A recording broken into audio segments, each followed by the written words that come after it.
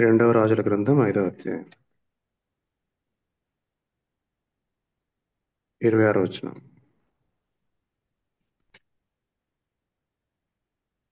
రెండవ రాజుల గ్రంథం 5వ అధ్యాయం 26వ వచనం. అంతటా ఎలీషా వానితో, ఆ మనుష్యుడు తన రథము దిగి నిన్ను ఎదుర్కొనుటకు తిరిగి వచ్చినప్పుడు నా మనస్సు నీతో కూడా రాలేదా? ద్రవ్యమును, వస్త్రములను, ఒలీవ చెట్ల తోటలను, ద్రాక్ష తోటలను, గొర్రెలను, ఎడ్లను, దాసీలను సంపాదించుకున్నటకు ఇది సమయమా? ఒక మాట మనం ప్రార్థన చేద్దాం. ప్రేమ కలిగిన తండ్రి, కృప కలిగిన వాడ, సర్వాధికారి, మీ పరిశుద్ధమైన పాదాలకు వేలాది వందనములు, స్తుతులు, స్తోత్రం చెల్లించుచున్నాం ప్రభా. మమ్మల్ని ప్రేమించి కనికరించి మా మీద మీ వాత్సల్యతను విస్తారంగా కనపరిచి, మేము పాపులమైనను, మేము అపరాధ సంబంధమైన జీవితాన్ని జీవిస్తున్నాను, అపవిత్రతలో పడి నిన్ను మర్చిపోయినాను, లోక సంబంధమైన పద్ధతులు అల్లరిలో మేము కొట్టుమిట్టాడుతున్నాను, ఏమాత్రం నైతిక విలువలు లేకుండా బతుకుతున్నాను. మా మీద మీ జాలి కరుణలో ఏమాత్రం మార్పు లేకుండా దినదినం నూతనముగా వాత్సల్యతను చూపుతూ మమ్మల్ని భద్రపరిచి సజీవ లెక్కలో ఉంచినందుకు మీకు వందనాలు చెల్లిస్తున్నాం. ఇప్పుడు ఒక చిన్న సమాజంగా మీ సన్నిధిలో చేరి కొన్ని మీ నుంచి మాటలు నేర్చుకోవడానికి మేము సిద్ధపడుచుండగా దయచేసి మాతో మాట్లాడమని మొదట సిస్టర్ ప్రార్థన చేసినట్లు ఆ మెల్లని స్వరాన్ని మాకు వినిపించమని ప్రాధేయపడచ్చు. లేఖనములలోని ఆ ప్రత్యక్షతను వెలుగును మేము చూచుటకు మాకు సహాయం చేయమని, మా కన్నులు తిరుగుమని ప్రాధేయపడచ్చు. మా ప్రియుడైన యేసుక్రీస్తు వారి పేరట ఈ ప్రార్థన మీ పాద దగ్గర అడుగుతున్నాం తండ్రి, ఆమేన్. రెండవ రాజులు 5వ అధ్యాయం 26వ వచనంలో, అంతటా ఎలీషా వానితో, ఆ మనుష్యుడు తన రథము దిగి నిన్ను ఎదుర్కొనుటకు తిరిగి వచ్చినప్పుడు నా మనస్సు నీతో కూడా రాలేదా? ద్రవ్యమును, వస్త్రములను, ఒలీవ చెట్ల తోటలను, ద్రాక్ష తోటలను, గొర్రెలను, ఎడ్లను, దాసీలను సంపాదించుకున్నట్టుకు ఇది సమయమా అని అడిగాడు. ఈ కథంతా మనకు చిన్నప్పుడు సండే స్కూల్ నుంచి కూడా తెలుసు, యూత్ మీటింగ్లో తెలుసు, చాలాసార్లు కూడా చాలా మంది మాట్లాడి ఉంటారు. ఎలీషా అనే ప్రవక్త తన దాసుడు గెహాజీతో మాట్లాడిన మాట, అడిగిన ప్రశ్న.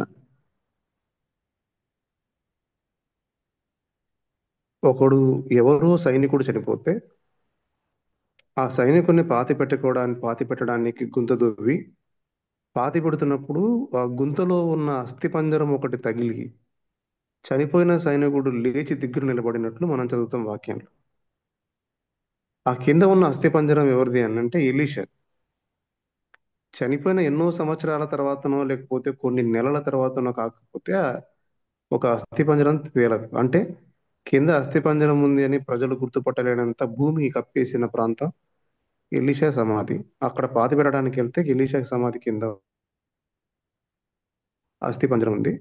దాన్ని తగిలి ఒకడు చనిపోయిన వాడు తిరిగి లేచాడంటే ఎంత అత్యద్భుతమైన ప్రభావపూరితంగా దేవుడు ఒక మనిషిని వాడుకున్నాడో మనం చూడొచ్చు.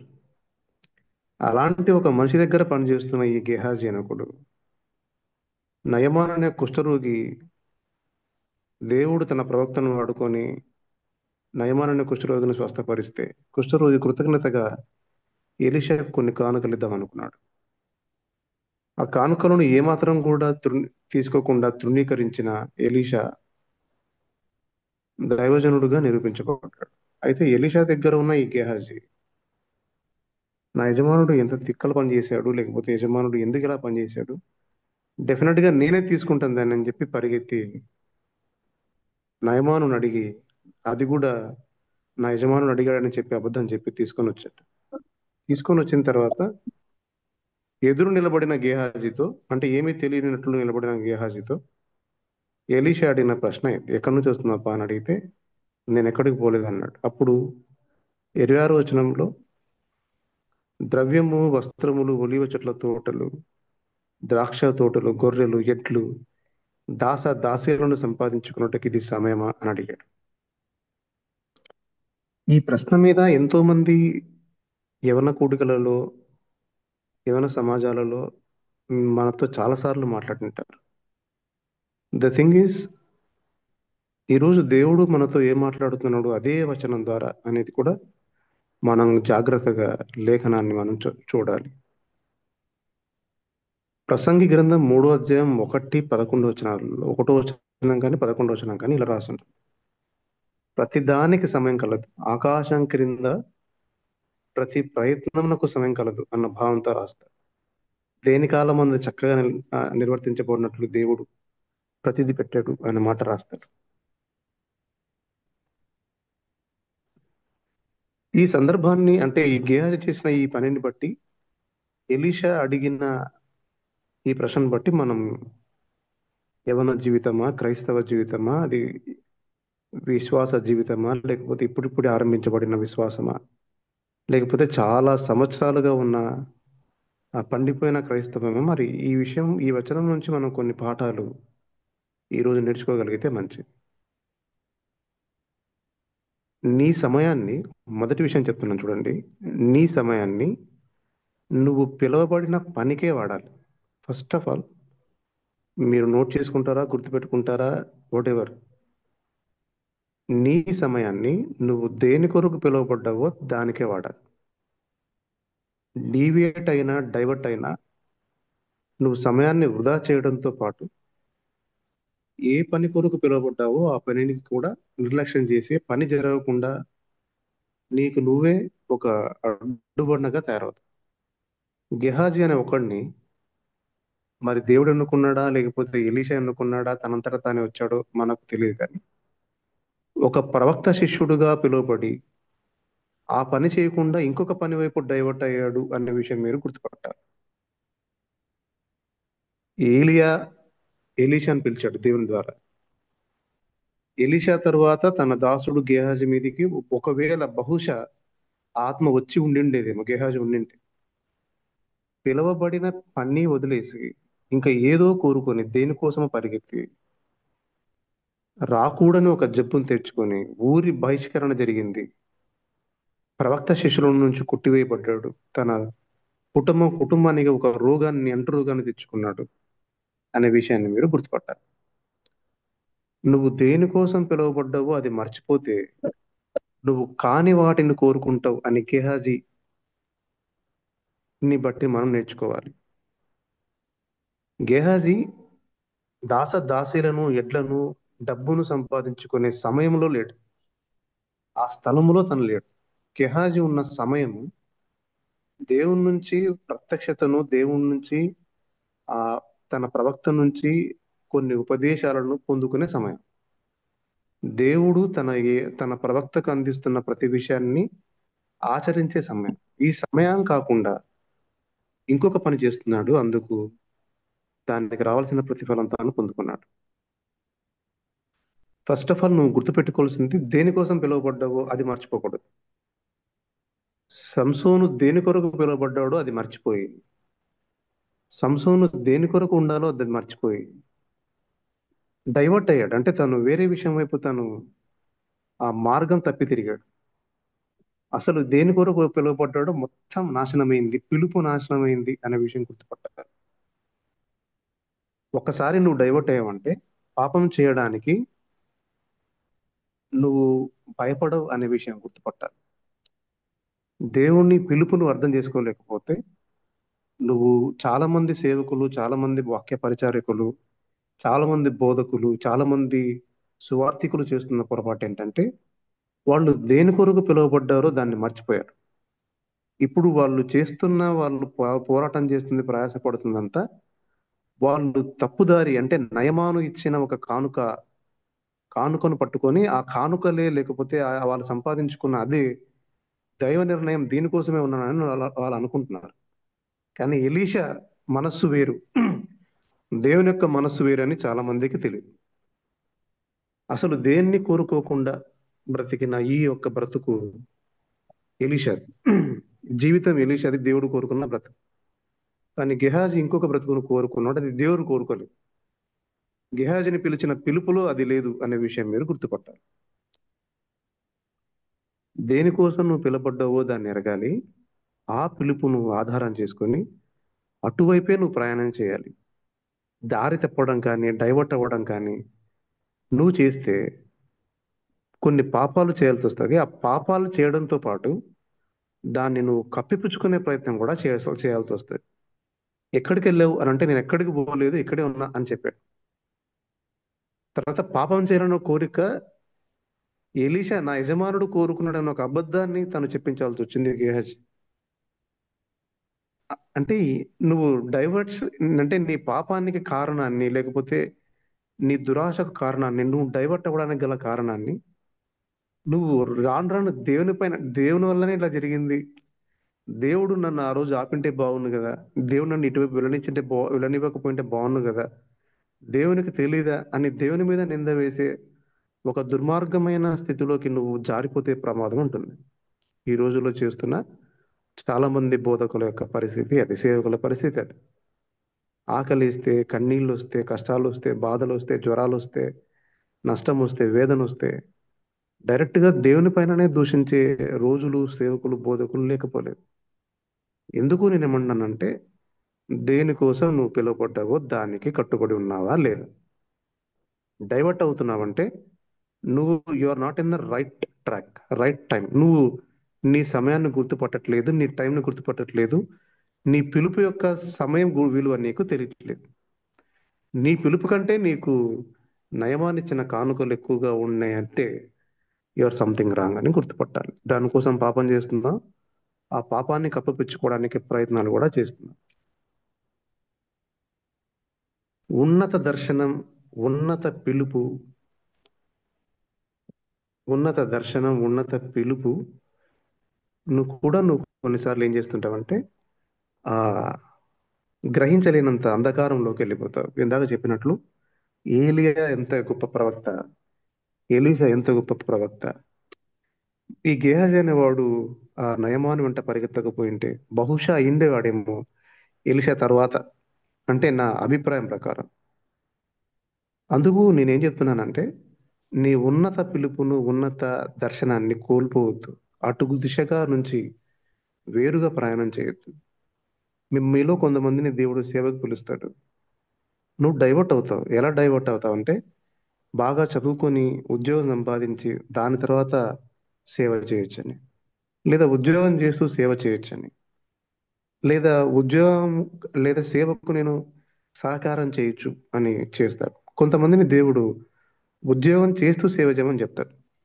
కానీ నువ్వు డైవర్ట్ అవుతావు, ఇంకొక రకంగా ప్రయాణం చేస్తావు. లేదు నేను పూర్తిగా వదిలేసి దేవుని సేవ చేస్తానా. కొంతమందిని దేవుడు సేవకు అసలు పిలవడు, పరిచారకునిగా ఉండమంటాడు.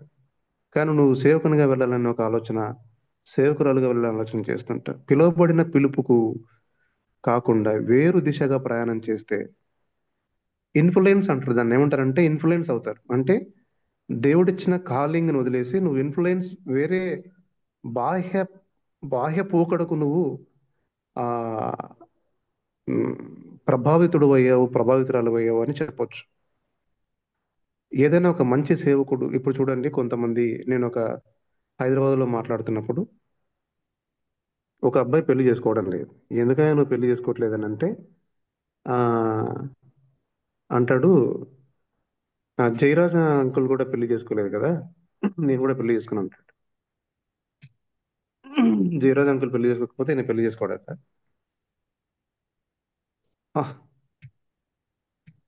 జయరాజ్ అంకుల్ పెళ్లి చేసుకున్నందుకే అంత గొప్పవాడవుతున్నాడు, అంత గొప్పగా దేవుడు వాడుకుంటున్నాడు, కాబట్టి నేను కూడా చేసుకోనని తల్లిదండ్రులకు ఎదురే కూర్చున్నాడు. అలా ఇంటి ఇన్ఫ్లుయెన్సెస్ అనేవి మంచి కాదు. దేవుడు నిన్ను అలా పిలవలేదు. దేవుడు నిన్ను ఏ పిలుపుతో పిలిస్తే ఆ పిలుపుకు నువ్వు లోపడు ఉండాలి. ఇదే ఇదే ఇదే జయరాజు గారిని ఈవెన్ భక్సింగ్ గారు కూడా ప్రెజర్ చేశారట. చాలా మంది అతన్ని ప్రెజర్ చేశారు, ఏమని, పెళ్లి చేసుకున్నాను. తను చేసుకోలేదు, ఎందుకంటే దేవుడు తనకిచ్చిన పిలుపు అది. దాని నుంచి అతను డైవర్ట్ అవ్వలేదు. దేవుడు నీకు అలాంటి పిలిపిస్తే నువ్వు ఓకే, ఇవ్వకపోతే ఇన్ఫ్లుయెన్స్ అవ్వద్దు. నయమాను యొక్క కానుకను చూసి ఎలీషా చేతి కింద ఉన్న ఉన్నతమైన దర్శనాన్ని, పిలుపును కోల్పోయిన గేహాజీ లాంటి ఆ దారుణమైన స్థితిలోకి నువ్వు రాకుండా ఉండునట్లు దేవుడు నీకు ఇచ్చిన పిలుపుల నుంచి దూరం అవ్వద్దు. మొదట డబ్బులు బాగా సంపాదించి దాని తర్వాత దేవుని సేవ చేయొచ్చు. ఇది నీకు దేవుడు చెప్పలేదు, నీ ఎంతకు నువ్వు అనుకుంటున్నా. మొదట ఉద్యోగం చేసి దాని తర్వాత పేరు తెచ్చుకొని అప్పుడు దేవుని సేవ చేయొచ్చు. ఇది నీకు దేవుడు చెప్పలేదు. ఉద్యోగంలో నుంచి రిజైన్ చేసి సేవ చేస్తే గౌరవం ఉంటుంది. ఇది ఇలాంటి గౌరవాలు దేవునికి అక్కర్లేదు. దేవుడు నిన్ను ఒకవేళ అలా పిలిచింటే ఓకే, పిలవకపోతే నీ అంతటా నువ్వు డైవర్ట్ అవ్వద్దు. నీ సమయం నువ్వు పిలువబడిన పనికే వాడాలి. చాలా మంది వృధా చేయకూడదు, నీ రోజు వేస్ట్ చేయకూడదు, నీ ఒక నెల వేస్ట్ చేయకూడదు, నీ ఒక సంవత్సరం వేస్ట్ చేయకూడదు. వేస్ట్ చేసి చేసి చేసి ఇప్పటికే ఆ పిలుపులో నుంచి, ఆ దర్శనంలో నుంచి నువ్వు చాలా దూరం వెళ్ళిపోయావు. తిరిగి రావాలంటే నీకు మళ్ళీ ఎంత టైం కావాలి? అందుకు ఇది సమయం డబ్బులు సంపాదించే సమయమా, ఈ సమయం దేనికి అనేది నువ్వు ఖచ్చితంగా గుర్తుపెట్టుకోవాలి. గుర్తుపట్టి దాని ప్రకారంగా నువ్వు అడుగులు వేయాలి. నేను రెండో విషయం చెప్తాను చూడండి. 2వ సమూయేలు గ్రంథం 11 అధ్యాయం 1 వచనం. 2వ సమూయేలు గ్రంథం వసంతకాలమున వసంతకాలమున ఉమ్. రాజులు యుద్ధమునకు బయలుదేరు సమయమున ఉమ్. దావీదు యోవాబును అతని వారిని ఇశ్రాయేలందరినీ పంపగా వారు అమ్మోనీలను సంహరించి రబ్బా పట్టణంను ముట్టడి వేసిరి. అయితే దావీదు యెరూషలేమునందు నిలిచెను. ఇది కూడా మీకు నాకు బాగా తెలిసిన వచనమే, ఎన్నో సార్లు విన్న వచనం. నాకు తెలిసి కొంతమందికి ఇది బహియాట అయి ఉండొచ్చు కూడా. దీనిపైన బల్లలు గుద్ది వాక్యం కూడా చెప్పిన సందర్భాలు చాలా మంది చేసింటారు. దావీదును దుమ్మెత్తిపోయడానికి ఈ వచనాన్ని పట్టుకొని మనం చేస్తుంటాం. కొన్ని విషయాలు మనం చాలా ప్రాముఖ్యంగా అర్థం చేసుకోవాలి. నేను నా కుటుంబం ఏ పాటిది అని దావీదు దేవుని దగ్గర తనను తాను తగ్గించుకున్నాడు. దావీదు వంటి కీర్తనకారుడు, దావీదు వంటి దేవుని ఇష్టానుసారుడైన మనుషుడు ఏ రాజు కూడా అతని ముందు కానీ తర్వాత కానీ లేరని మనకు తెలుసు. దా దేవుడు తర్వాత అందరినీ దావీదుతో పోల్చి చూశాడు అనే విషయం కూడా మనకు తెలుసు. దావీదును కులమానంగా పెట్టుకున్నాడు ఆయన. ఇతను దావీదులా ప్రవర్తించాడు, ఇతను దావీదులా ఉన్నాడు, ఇతను దావీదులా చేశాడు, దావీదులా చేయలేదు అని. అంత గొప్ప ప్రాముఖ్యత ఉన్న ఈ భక్తుడు వసంతకాలమున రాజులు యుద్ధమునకు బయలుదేరు సమయమున, చూసారా, ద టైం, ఏ సమయములో ఎక్కడ ఉండాలో అక్కడే ఉండాలి. ఏ టైంలో ఎక్కడ ఉండాలో అక్కడ ఉండకపోతే ఆ టైంలో ఏం జరగకూడదో దానికి నువ్వు బాధ్యుడవుతావు. జరిగితే నువ్వు బాధ్యుడవుతావు. బాధ్యతను ఎంత దారుణంగా బరువు మోయాల్సి వస్తుందంటే, దాని తర్వాత తన కుటుంబం చిన్న భిన్నమైంది, రాజ్యం ముక్కలైంది, అసలు తన జీవితం అంతా శ్రమ, కన్నీళ్లు, వేదనతో ఉండిపోయింది అనే విషయం మీరు నేను తెలుసుకోవాలి. ఏ టైంలో అక్కడ ఉండడం. ఇప్పుడు చూడండి, చదువుకునే టైంలో చదవాలి, పెళ్లిళ్ళు చేసుకునే టైంలో దేవుడు అనుమతిస్తే పెళ్లి చేసుకోవాలి, సువార్త పరిచర్య సువార్త సమయాలలో ఉండాలి, చర్చి టైంలో ఉండాలి. ఏ టైంలో ఎక్కడ ఉండాలో మీకు అక్కడ ఉండడం తెలియకపోతే, అంటే ఫస్ట్ ఇది టైం మేనేజ్మెంట్, నెక్స్ట్ ఇది ప్లేస్ మేనేజ్మెంట్ కూడా నీకు తెలియాలి. అంటే నువ్వు ఎక్కడెక్కడ ఉంటున్నావు అనే విషయం కూడా. ఊరికే ఎటు పడితే అటు తిరగడం, ఊరికే ఎటు పడితే అటు నువ్వు ఎక్కడ పడితే అక్కడ గప్పాలు కొట్టుకుంటూ ఉండడం, ఎవరితో పడితే వాళ్ళతో మాట్లాడుకుంటూ ఉండడం, నీ సమయాన్ని నువ్వు ఈ సమయంలో ఎక్కడ ఉండాలో అక్కడ ఉండకుండా నువ్వు చేస్తున్న ప్రతి పొరపాటు వెనక జరగబోయే నష్టానికి నువ్వు బాధ్యత వహించాల్సి ఉంటుంది అని గుర్తుపెట్టుకోవాలి. ఎందుకంటే రోజులు బాగాలేవు. ఎఫ్ఎస్సీలకు 5:15 ఏం రాశారంటే, దినములు చెడ్డవి గనక మీరు సమయమును పోనీయక సద్వినియోగం చేసుకోవాలి అని రాశారు. నీ ప్రతి నిమిషాన్ని ఒడిసి పట్టి నేను ఈ సమయాన్ని వృధా చేస్తున్నానా, ఊరికి వెళ్ళనిస్తున్నానా, లేకపోతే దీన్ని ఏమైనా సద్వినియోగం చేసుకుంటున్నానా అనే విషయాన్ని తెలియాలి. వెన్ ఎవ్రీబడి ఈస్ ఫైటింగ్, అందరూ మీరు everybody is in battle field. ఇతను ఎందుకు మిద్దె పైన ఉన్నాడు? ఎందుకు ఉండాల్సిన అవసరం వచ్చింది? అందరూ చర్చిలో ఉన్నప్పుడు నువ్వు ఎందుకు బయట తిరుగుతున్నావు? ప్రార్థిస్తున్నావా? ఎప్పుడైనా ప్రార్థన సమయం అంటూ నీకు లేదు. వాక్యాన్ని ధ్యానించే సమయం అంటూ నీకు లేదు. అసలు నీకు అలాంటి సమయం ఉంటుందన్న అవగాహన కూడా లేదు. 24 గంటలు ఫోన్లలో ఉంటుంది. నీ సమయం అంతా ఫోన్లో పెట్టి అసలు అన్న వాక్యమే చూస్తాను, పాటలే వింటాను. అరే, దేవుడు అలా చెప్పలేదు. దేవుడు అలా ఖచ్చితంగా చెప్పలేదు. నీ సమయాన్ని దేవుని దగ్గర పెడుతున్నావా లేదా? దేవునికి అనుకూలంగా వాడుకుంటున్నావా లేదా? నువ్వు ఉంటున్న స్థలం అది ఏదైనా సరే, ఆ సమయంలో ఆ స్థలంలో ఉండడం దేవునికి దృష్టిలో సద్వినియోగం చేసుకుంటున్నావా లేదా అనే విషయాన్ని తెలుసుకోవాలి. సినిమా థియేటర్లలో ఉండకూడదు. ఊరికి గప్పాలు మాట్లాడుకునే చోట్ల ఉండకూడదు. వాళ్ళ గురించి వీళ్ళ గురించి మాట్లాడుకునే స్థలాలలో ఉండకూడదు. ఏ సిస్టర్ అయినా ఎవరి గురించి అయినా మాట్లాడుతుందంటే ఆ ఆ స్త్రీ దగ్గర నువ్వు ఉండకూడదు.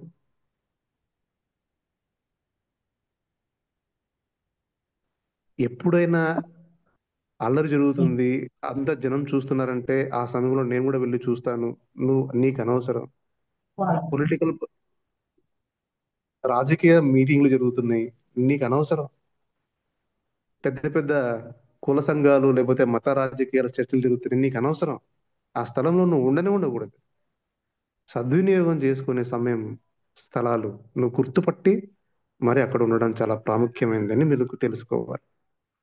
రాజైనా, దేవుని ఇష్టానుసారుడైన మనుష్యుడైనా, దేవుడు తనను ఆధారం చేసుకొని మిగిలిన వాళ్ళందరినీ చూసినంత భక్తుడైనా కూడా ఏ సమయంలో ఎక్కడుండాలో అక్కడ ఉండనందువలన జరిగిన తీవ్ర నష్టానికి బాధ్యుడయ్యాడు అనే విషయాన్ని నేను తెలుసు.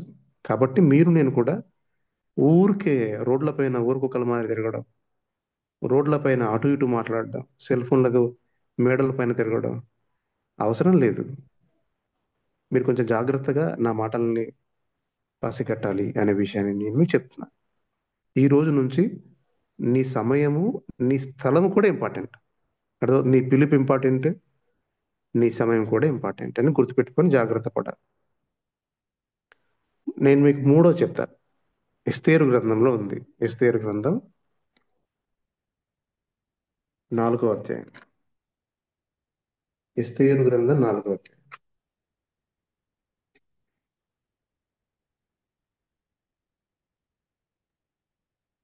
ఎస్తేరు గ్రంథం 4వ అధ్యాయం 13, 14 వచనాలు మనం ఎస్తేరుతో ఉమ్, ఇట్లు ప్రత్యుత్తరం ఇచ్చి, ఉమ్, రాజనగరంలో ఉన్నంత మాత్రము చేత ఉమ్. యూదులందరికంటే నువ్వు తప్పించుకుందువని నీ మనస్సులో తలంచుకొనవద్దు. నీవు ఈ సమయమందు ఏమీ మాట్లాడక మౌనంగానున్న ఎడల యూదులకు సహాయమును విడుదలయు మరి ఒక దిక్కు నుండి వచ్చును గాని నీవు నీ తండ్రి ఇంటి వారిని నశించుదురు. నీవు ఈ సమయమును బట్టియే రాజ్యమునకు వచ్చితివేమో ఆలోచించుకొనమని చెప్పుమనెను. ఎస్తేరు మొర్దెకైకి ఏమవుతుందండి? కూతురు చిన్న తండ్రి వెరీ గుడ్. మీరు గుర్తుపెట్టుకోవాల్సిన, మనమందరం నేర్చుకోవాల్సిన మూడవ పాఠం, దేవుడు ఈ సమయంలో నీకు ఏర్పాటు చేసిన పని గుర్తుపట్టాలి. నువ్వు ఉన్న స్థలంలో దేని నిమిత్తం, ఏ పని నిమిత్తం దేవుడు నిన్ను అక్కడ ఉంచాడో నువ్వు తెలుసుకోవాలి. అది తెలియకపోతే దేవుడు నిన్ను ఏ పని కొరకు పిలిచాడో, నియమించాడో, ఏర్పరిచాడో, ఆ స్థలంలో ఉంచాడో ఆ ప్రాముఖ్యతను, ఆ ప్రశస్తమైన సమయాన్ని నువ్వు కోల్పోతావు. ఎస్తేరును రాణిగా చేసింది మొర్దెకై చెప్పాడు. అమ్మా, ఒకసారి గుర్తుపట్టు, ఈ టైంకి, ఎగ్జాక్ట్గా ఈ టైంకి, ఈ సమయానికే నువ్వు రానెందుకు అయ్యావు? బహుశా మన మీదికి రాబోయే ఆ ఉగ్రత నుంచి, ఆ యొక్క తుఫాను నుంచి, ఆ యొక్క శోధన నుంచి, ఆ మరణ వేదన నుంచి తప్పించడానికి ఉండిండొచ్చేమో, గుర్తుపట్టు అని మాట్లాడాడు. సేమ్ టు సేమ్ అలానే ఇప్పుడు నువ్వు ఎందుకు ఉన్నావు, ఎక్కడున్నావు అనే విషయాన్ని గుర్తుపట్టాలి. నేను చాలా ప్రాంతాల నుంచి, అంటే కొన్ని కొన్ని ఉద్యోగ రీత్యా ఒక 2-3 సంవత్సరాలకు ఒక చోటికి, లేకపోతే సంవత్సరానికి ఒక చోటికి బదిలీ అవుతారు. బదిలీ అవుతున్న ప్రతిసారి ఆ స్థానిక సంఘస్థులు నాకు చెప్పే ఒక విషయం ఏంటంటే, బ్రదర్, దేవుడు మిమ్మల్ని ఇక్కడ వాడుకున్న సమయం అయిపోయింది. ఆ, చెప్పు. మ్యూట్ చేసుకోండి మా, ఎవరో అన్మ్యూట్ చేసుకున్నారు. స్టార్ట్ చేయండి బ్రదర్. దేవుడు మిమ్మల్ని వాడుకున్న సమయం అయిపోయింది, కొత్త ప్రాంతంలో దేవుడు మిమ్మల్ని వాడుకోబోతున్నాడు అనే విషయాన్ని. అందుకు నేను ఆ ప్రాంతంలోకి వెళ్ళక ముందే ఆ దైవజనుడు, లేకపోతే అక్కడున్న బాధ్యులైన సహోదరులు, ఆ,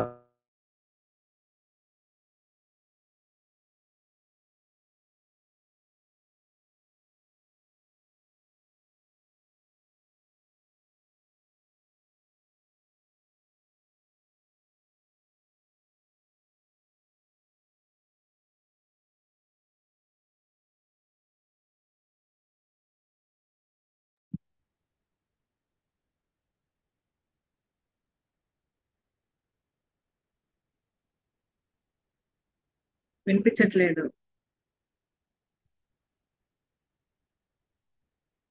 not audible Titus.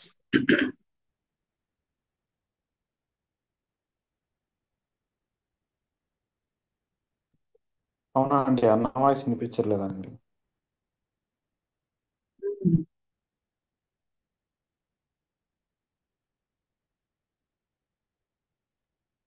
Last time కూడా ఇలాగే. కాదంటే అందరిని మ్యూట్ చేసే బదులు నన్ను కూడా మ్యూట్ చేశారు. Very good. నైస్.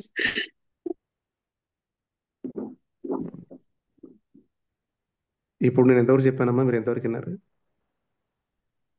మీరు ట్రాన్స్ఫర్ అయ్యేటప్పుడు కదా. సరే, ట్రాన్స్ఫర్ అయ్యి వేరే ఊరికి వెళ్ళిపోయి ఇంకా మీరు అక్కడే ఉన్నారా? సరే.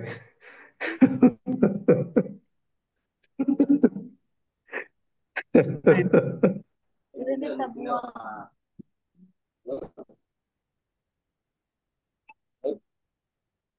యూజ్ చేసుకున్నారు టైటస్ అది. ఆంటీ, లాస్ట్ టైం ఒకసారి ఇలాగే అందరిని మ్యూట్ చేయండి అంటే నన్ను కూడా మ్యూట్ చేయండి అన్నారు కదా. అది ఓహో, ఎప్పుడు అది. ఉపయోగపడుతుంది.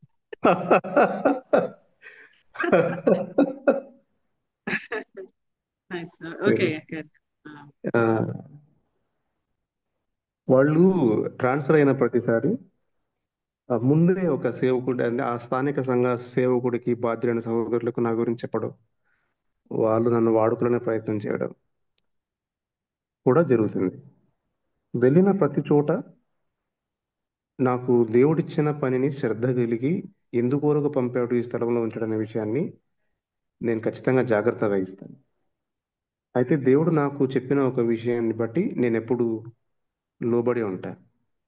ఇద్దరున్నా, 2000 మంది ఉన్నా, నువ్వు పొందిన ఆత్మను, నువ్వు విడుదల చేయాల్సిన ఆత్మను ఏమాత్రం కూడా మార్చకూడదు. ఎంతమందితో మాట్లాడుతున్నావు అనేది ముఖ్యం కాదు, కానీ నేను చెప్పింది మాట్లాడుతున్నావా లేదా అన్నదే ముఖ్యం. సో ఆ స్టాండ్ మీదనే మాట్లాడడానికి ప్రయత్నం చేస్తుంటా. అండ్ మోర్ ఓవర్, నువ్వు ఏ స్థలంలో ఉన్నా కూడా ఆ స్థలంలో ఎందుకున్నావు అనే విషయాన్ని గుర్తుపట్టి పని చేయడం ప్రాముఖ్యమైనది. నువ్వు దూరంగా హాస్టల్లో ఉంటున్నా, నువ్వు ఉద్యోగంలో ఉంటున్నా, లేదు నువ్వు వేరే దేశంలో ఉంటున్నా, లేదు నువ్వు అసలు అన్యజనుల మధ్యలో ఉంటున్నా, లేదా నువ్వు అసలు ఎక్కడికి పోకుండా అనారోగ్యంతో ఇంట్లో ఉన్నా, నువ్వు అసలు నీ చదువును బట్టో లేకపోతే దేన్నో బట్టో ఎక్కడ నువ్వు విఫలమై, ఎన్నిసార్లు ప్రయత్నం చేసిన విఫలమై ఇంట్లోనే చతికిలపడి ఉన్నా, లేదా నువ్వు సంఘానికి దగ్గరలో ఉన్నా, సంఘానికి దూరంలో ఉన్నా, నీ స్నేహితుల మధ్య నువ్వు ఆ ఎలాంటి పరిస్థితుల్లో ఉన్నా, నీకు డబ్బులు ఉన్నా, డబ్బులు లేకపోయినా, అది ఏ పరిస్థితిలో ఉన్నా సరే, దేవుడు నిన్ను ఎక్కడ పెట్టాడో, ఎందుకు పెట్టాడు, ఏ పని నిమిత్తం పెట్టాడో గుర్తుపట్టి నీ సమయాన్ని సద్వినియోగం చేసుకోవాలి. లేదు అంటే ఎస్తేరు రాని అవ్వడం వృధా అని తెలుసుకోవాలి. ఎస్తేరు రాని అవ్వాల్సిన పని లేదు, ఎందుకంటే వారి మీదికి రాబోతున్న ఆపదను తప్పించడానికి కరెక్ట్ టైంలో ఆయన పెట్టాడు. నేను ఇంకొక విషయం చెప్పనా, యోసేపు ఆ దేశం యొక్క ప్రధానమంత్రి అవ్వడం వృధా ఎందుకు కరువు వచ్చిన సమయంలో యోసేపు ప్రధాని కాకపోయింటే? ఏ సమయంలో దేవుడు యోసేపు దాన్ని క్లియర్ గా చెప్పాడు, అరే ఇది దీని నిమిత్తమే నన్ను దేవుడు తీసుకొని వచ్చాడు, మీరు బాధపడొద్దు అని చెప్పాడు. ఏ సమయానికి ఆ సమయంలో దేవుడు ఏ పని నిమిత్తం నిన్ను పిలిచాడో గుర్తుపట్టాలి. ఉద్యోగమా, చదువా, అది ఏదైనా సరే ఆ సమయంలో నువ్వు దాన్ని వృధా చేసుకోకూడదని నువ్వు తెలుసుకోవాలి. కొన్నిసార్లు సువార్త చెప్పే బా సువార్త చెప్పే అవకాశం నీకు రాకపోవచ్చు, కానీ నీ ప్రవర్తనని బట్టి దేవుడు మహిమ పొందే కొన్ని సందర్భాలు ఉంటాయి. ఆ సందర్భాలని కూడా నువ్వు జాగ్రత్తగా గుర్తుపట్టి పని చేయాలి. యూత్ లీడర్గా ఉంటున్నావు, ఒకవేళ యూత్లో పరిచయం చేస్తున్నావు, ఒకవేళ నీకు ఇచ్చిన పనిని ఎంత జాగ్రత్తగా పనిచేస్తున్నావు అనేది మీరు జాగ్రత్తగా ఉండాలి. మీరు నన్ను అప్పుడప్పుడు నెలకొకసారి, 2 నెలలకు ఒకసారి వాక్యం చెప్పడానికి ఆహ్వానిస్తారు. నేను ఏదోలే వీళ్ళు ఏం చెప్పినా వింటారులే అని ఊరికే అలా మాట్లాడితే, ఏదో ఒకటి అక్కడిక్కడ చదువుకొని వచ్చి మాట్లాడితే, నేను నా పనిని సరిగా నిర్వహించనట్లే. మీరు మీరు వాక్యం వినడానికి వస్తున్నారనే భయం, బాధ్యత చాలా ఎక్కువగా పెట్టి ఏం మాట్లాడాలని ఒక ధ్యాస, శ్రద్ధ మీ మీద పెట్టాలి. దేవుణ్ణి అడగాలి, దేవునితో వీళ్ళతో ఏం మాట్లాడాలనే విషయాన్ని నేను ఉండాలి. ఇది లేకుండా చేయకూడదు. ఎస్తేరు దేనికోసం రాణింది, యోసేపు దేనికోసం ప్రధానమంత్రి అయ్యాడు, నువ్వు దేని కొరకు ఆ పని చేస్తున్నావు గుర్తుపట్టాలి. నువ్వు దేని కొరకు ముసలివాడవై ముసలిదానివై ఇంట్లో ఉంటున్నావు ఆ సమయాన్ని గుర్తుపట్టాలి. దేని కొరకు నువ్వు అనారోగ్యం చేత మంచం పట్టావు ఆ సమయాన్ని గుర్తుపట్టాలి. అసలు దేని కొరకు, అసలు టక్సింగ్ గారు ఇదే ప్రశ్న అడిగారట. ఆయన కొంచెం మాటలు వచ్చేటప్పుడు, ఇంత పెద్ద భక్తుడు అయిన నీకు ఎందుకు ఈ రోగం వచ్చింది, ఎందుకు మంచం పట్టారని అడిగితే ఓన్లీ వన్ వర్డ్ ఇతను ఆయన ఏం చెప్పాడంటే సంపూర్ణత కొరకు అన్నాడంట. అంటే ఆయనలో ఇంకా కొన్ని అసంపూర్ణమైన విషయాలు ఉన్నాయి, అవి ఆయనను పడుకోబెట్టి దేవుడు నేర్పించాల్సిన విషయం వచ్చింది. అవన్నీ ఆయన దేవుని దగ్గర ఎన్నిసార్లు ఒప్పుకున్నాడు, ఎన్నిసార్లు దేవుని దగ్గర దేవునితో మాట్లాడినాడే మనం ఎరుగాం. దేవుడు తనను 14 సంవత్సరాలు తనతో సంభాషించాల్సిన అవసరం వచ్చింది. మీరు చూసారా? అసలు మీరు ఒక విషయం చెప్పనా, ఒకవేళ 14 సంవత్సరాలు ఆయన పడుకోకపోయింటే చాలా మంది మనుషులతో ఆయన మాట్లాడేవాడు. కానీ 14 సంవత్సరాలు ఆయన ఉండడం వల్ల కేవలం దేవునితో మాట్లాడే అవకాశం ఆయనకు వచ్చింది. దేవుని కూడా అంత లీస్ట్ టైం ఆయనకు దొరికింది, తీసుకున్నాడు ఆయన అనే విషయం మీరు తెలుసుకోవాలి. ఏ సమయంలో నువ్వు ఏ స్థలంలో ఉన్నావో, ఏ పని నిమిత్తం ఉన్నావో గుర్తుపట్టడం ప్రాముఖ్యమైంది. అది చేసుకోలేకపోతే నువ్వు సమయాన్ని వృధా చేస్తున్నావని, నీ బాధ్యతలను వృధా చేస్తున్నావని నువ్వు తెలుసుకోవాలి. కొన్నిసార్లు నీ పెళ్లి కూడా ఇంపార్టెంట్.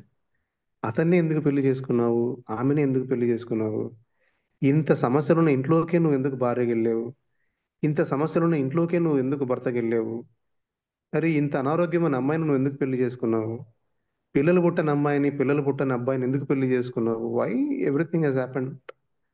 Ask your lot. నువ్వు ఖచ్చితంగా నువ్వు దేవుని అడగాలి, ప్రవ్వా వై, ఆ పని నిమిత్తం నన్ను వాడుకో, దీని వలన నేనేం చేయాలో నాకు చూపించు, నాకు నేర్పించు అని అడిగి పని చేయాలి. అప్పుడే నీకు ఇచ్చిన దేవుడు సమయాన్ని, పనిని ఖచ్చితంగా నువ్వు వాడుకున్నట్లు నువ్వు తెలుసుకోవాలి.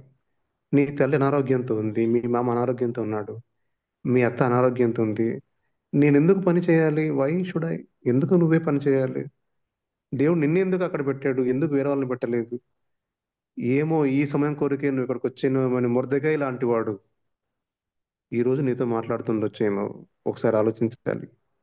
ఈ సమయానికి నువ్వు అక్కడ ఉన్నది దేవుని చిత్తం అని గుర్తుపట్టి ఆ చిత్తాన్ని చేయడానికి పూనుకోవాలి. అండ్ ద థింగ్, ఇంకొక విషయం చెప్తాను చూడండి. ప్రసంగి గ్రంథం 8వ అధ్యాయం 6వ వచనం. ప్రసంగి గ్రంథం 8వ అధ్యాయం, ప్రసంగి ప్రతి గ్రంథం సంగతిని ప్రతి సంగతిని విమర్శించు సమయమును ఏర్పడి ఉన్నది, లేని ఎడల మనుషులు చేయు కీడు బహుభారమగును. ప్రతి సంగతిని విమర్శించు సమయమును ఏర్పడి ఉన్నది, లేని ఎడల మనుషులు చేయు కీడు బహుభారమగును అన్నమాట. మీరు చేసే ప్రతిదీ, మనం చేసే ప్రతి విషయాన్ని విమర్శించే టైం కూడా ఉంది. ఆ టైం లేకపోతే అసలు మన పాపాలకు లెక్క ఉండదు అని రాశారు. ఆ భారం చాలా ఘోరంగా ఉంటుందని అతను అభిప్రాయపడినట్టు మనం వాక్యంలో చదివాం. ప్రతి విషయం విమర్శకు గురవుతుంది. ఉదాహరణకు నేను చెప్తా. మీలో కొంతమందికి రక్షణ రక్షణ మారు మనసు తీర్మానం తీసుకోమనే విషయాలు, వాక్యాలు ఎన్నిసార్లు వచ్చాయో నీకు తెలియదు. వాక్యం నుంచే కాదు, నీ ఆత్మలో కూడా దేవుడు నీతో ఎన్నిసార్లు మాట్లాడాడో నీకు తెలియదు. తెలుసు, లెక్క తెలియదు, కానీ మాట్లాడే అన్ని విషయాలు నీకు తెలుసు. విషయం ఏంటంటే నువ్వు ఎంత అవలీలగా దాన్ని తీసుకుంటున్నావు అనేది. ఒక విషయం నేను మీకు వచనం చూపిస్తే బాగుంటుందేమో. హెబ్రీలకు రాసిన పత్రిక 3వ అధ్యాయం 14వ వచనంలో ఒక మాట ఉంటుంది. హెబ్రీలకు రాసిన పత్రిక 3వ అధ్యాయం 14. నేడు కాబట్టి ఆ పిల్లలు రక్త మాంసములు గలవారైనందున ఆ ప్రకారమే మరణం యొక్క బలము గలవానిని అనగా అపవాదిని మరణం ద్వారా నశింపజేయటకును నేను 3వ అధ్యాయం చెప్పాను. 3, 13, 15 కలిసే ఉన్నాయి. నేడు ఆ, మీరైన శబ్దమును వినిన ఎడల కోపం పెట్టించినప్పటి వలె మీ హృదయములను కఠినపరచు కనకుడని ఆయన చెప్పెను గనక పాపం వలన కలుగు భ్రమ చేత మీలో ఎవడను కఠినపరచబడకుండానట్లు నేడు అనబడు సమయం ఉండగానే ప్రతి దినమును ఒకరికొకడు బుద్ధి చెప్పుకొనుడి. చాలు ఏలయనగా చాలు చాలు. పాపం వలన కలుగు భ్రమ అని రాశారు. మీలో ఎవడూ కఠినపరచబడకుండానట్లు నేడు అనే సమయం ఉందని రాశారు.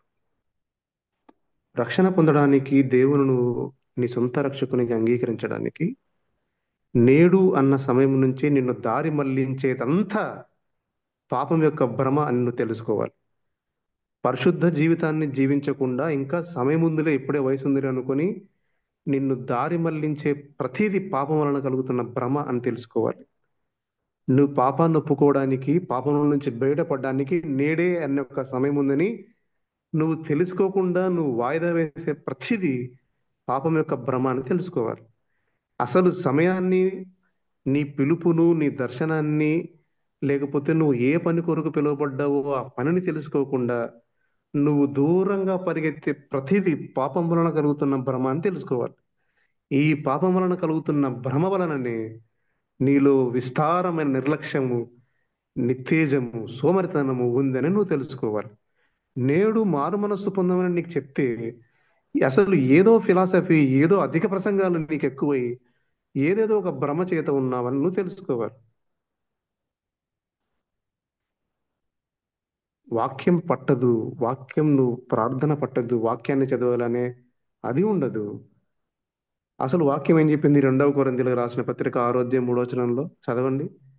2వ కొరింథీయులకు రాసిన పత్రిక 6వ అధ్యాయం 3వ వచనం, ఇదిగో ఇప్పుడే మిక్కిలి అనుకూలమైన సమయం, ఇదే రక్షణ రక్షణ దినం.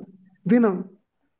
వాక్యం ఇది చెప్తే నువ్వు ఇంకొక రకంగా పరుగులు పెడతావు చూసావా, అది పాపం వలన కలిగిన భ్రమ. నీకు ఎగ్జాక్ట్ టైం ఏంటో తెలియటం లేదు. అది తెలియకపోవడం వలన, దేవుని మనస్సు నీతో కూడా వచ్చిన విషయం నీకు తెలియకపోవడం వలన, దేవుని మనస్సు అనేక సార్లు నీతో మాట్లాడుతుందనే విషయం నీకు తెలియకపోవడం వలన, గెహాజీ ఆ ఆ నయమాను ఎదుర్కొనేటప్పుడు ఎలీషా మనసు అక్కడ ఉందని గెహాజీకి తెలియదు. దేవుని ఆత్మ నీతో చాలా సార్లు మాట్లాడుతున్న విషయం నీకు తెలియదు. సింపుల్. అందుకోసమనే నువ్వు కొన్ని విషయాలు ఏ సమయంలో ఏం జరుగుతుందో తెలియక పొరబడుతున్నావని గుర్తుపట్టాలి. నేను ఇంకొక వచనం మీకు చూపిస్తాను. ఆ వచనం చదివైనా మీరు మారు మనసు పొందుతారేమో అని భావిస్తున్నాను. 1 కొరింథీయులకు రాసిన పత్రిక 4వ అధ్యాయం 5వ వచనం. 1 కొరింథీయులకు రాసిన పత్రిక 4వ అధ్యాయం. కాబట్టి సమయము రాకమునుపు ఆ, అనగా ఉమ్, ప్రభు వచ్చే వరకు దేనిని ఉమ్, గురించి తీర్పు తీర్చకుడి. ఆ. ఆయన అంధకారమందలి రహస్యములను వెలుగులోనికి తెచ్చి హృదయములలోని ఆలోచనలను బయలుపరిచినప్పుడు ప్రతి వానికిని తగిన మెప్పు దేవుని వలన కలుగును. ఒక టైం వస్తుంది, ఆ టైంలో ప్రతి ఒక్కడు ఆయన ముందు నిలబడతాను రాశాడు అక్కడ. ఆ టైం రాకముందే అంధకారమందలి ప్రతి రహస్యం బయటకు వచ్చి, అంటే నువ్వు చేసిన ప్రతి రహస్యమైన క్రియలన్నీ బయటపడి అవన్నీ హృదయంలో నువ్వు చేసిన ప్రతి ఆలోచన కూడా బయటపడతాయి. అంటే కొన్నిసార్లు మన పాపాలు ఎంత స్మార్ట్ గా చేస్తామంటే ఆలోచనలో చేస్తాం, మనం బయట చేయం. కానీ అంధకారములో హృదయాంతరంలో నేను ఉన్నవన్నీ బయట ఆయన పెద్ద డిస్ప్లే చేసేటప్పుడు ఆ సమయం రాకముందే అని రాశారు. ప్రతి వాడికి కావాల్సిన మెప్పు దేని వలన కలుగుతుంది? మెప్పు అంటే ఏం జరగాలో అది ఆయన వలన జరుగుతుంది.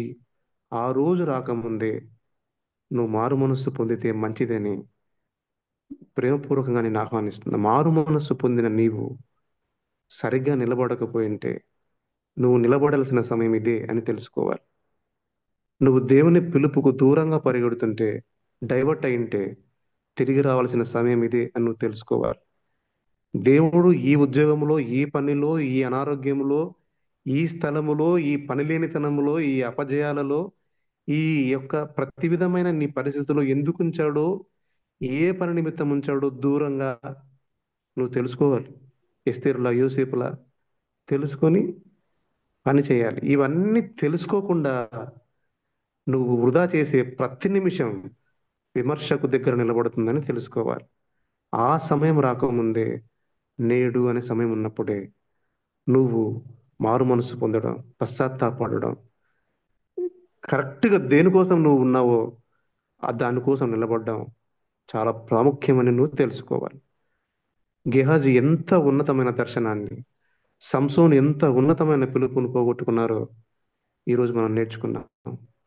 కానీ ఎస్తేరు, కానీ యోసేపు ఆ పిలుపుకు కలిగిన కారణాన్ని, వాళ్ళు ఉన్న సమయాన్ని బట్టి కారణాన్ని గుర్తుపట్టి ఎలా పని చేశారో కూడా నేర్చుకున్నాం.